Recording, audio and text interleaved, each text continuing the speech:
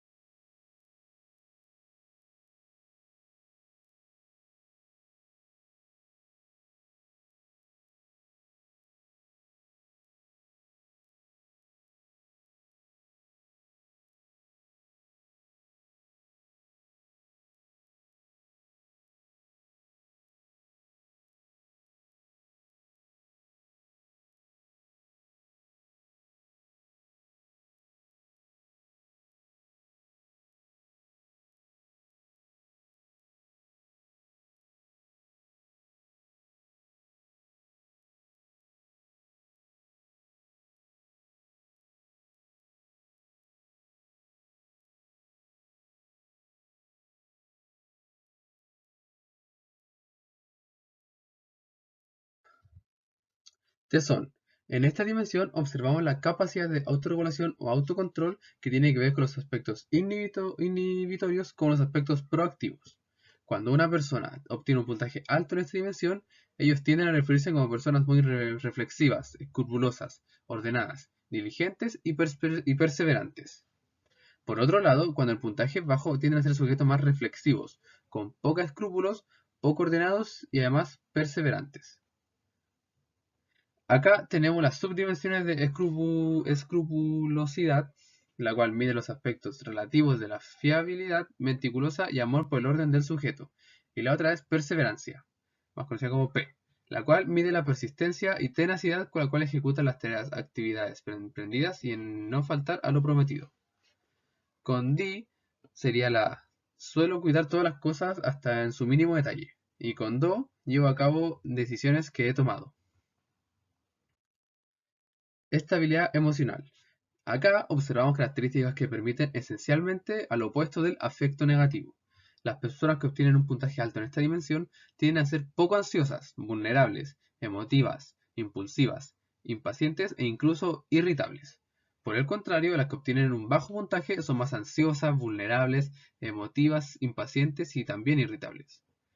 Tenemos como subdimensión control de las emociones, como C, la cual observa los aspectos que se refieren a los estados de atención asociados a las experiencias de carácter más emotivas. Por otro lado, tenemos la de control de impulsos, C, que mide los aspectos más asociados a la capacidad de mantener el control del propio comportamiento, incluso en situaciones de incomodidad, conflicto y hasta peligro. Por ejemplo, un sujeto con D normalmente no reaccionaría de un modo exagerado, ni siquiera ante emociones fuertes. Por otro lado, con Do, estos no suelen perder la calma. Apertura mental.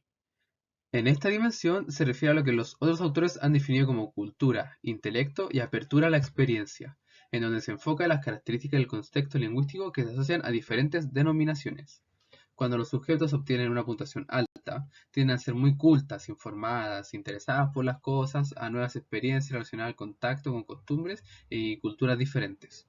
En cambio, las que obtienen un puntaje más bajo suelen ser personas menos cultas, poco informadas y con costumbres distintas.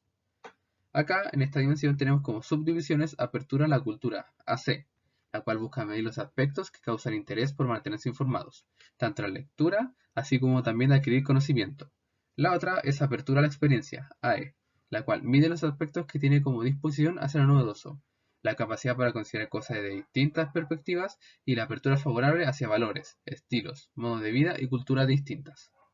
Como un ejemplo, sería que D serían personas que siempre están buscando información sobre lo que está sucediendo en el mundo. Y en cambio, las Do serían personas que toda novedad les causa entusiasmo. En el perfil tipo 1 realista, el sujeto tiende a ser más concreto, práctico, con pocos intereses culturales. Prefiere trabajar con los objetos como máquinas, instrumentos, incluso más que con las personas. Prefieren empleos que tengan que ver con mecánica, técnicos o un operario manual. En relación a los factores, en el de energía, son moderadamente más activos y extrovertidos, y aunque a veces se pueden mostrar más cohibidos, tímidos e indecisos. En el de afabilidad, moderadamente tolerantes y altruistas. Hay ocasiones en que son un poco individualistas y suspicaces. En el de tesón, son bastante responsables, ordenados y escrupulosos.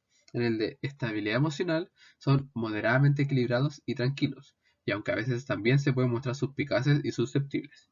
Y por último, en el de apertura mental, son más convencionales, conservadores, más tradicionales, poco informados, creativos y con poca fantasía.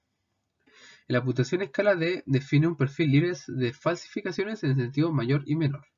En el perfil de las subdimensiones, acá el sujeto resulta moderadamente dinámico y activo, poco dominante y asertivo, moderadamente cooperativo y empático, cordial y cortés, más bien escrupuloso y preciso, perseverante y tenaz, no muy capaz de controlar su impulsividad, muy poco abierto a intereses culturales, hacia las novedades, ideas y valores distintos a los propios.